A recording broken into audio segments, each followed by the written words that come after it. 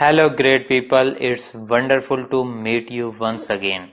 This video will give a solution that how to fix the problem when some function never work. Before move on to data, please subscribe this channel and click on the bell icon.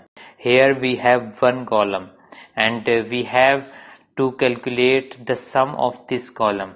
Simply type is equal to sum, select the concerned range, bracket close and press enter. So result will be 0. Now we have solution that select the data, click here.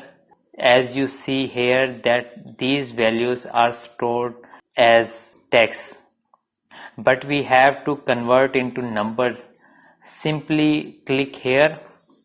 As you convert into number, some function will automatically sum the values and result will be 105. Video को देखने का आपका बहुत शुक्रिया. Subscribe, comment, like and share करना मत भूलिएगा.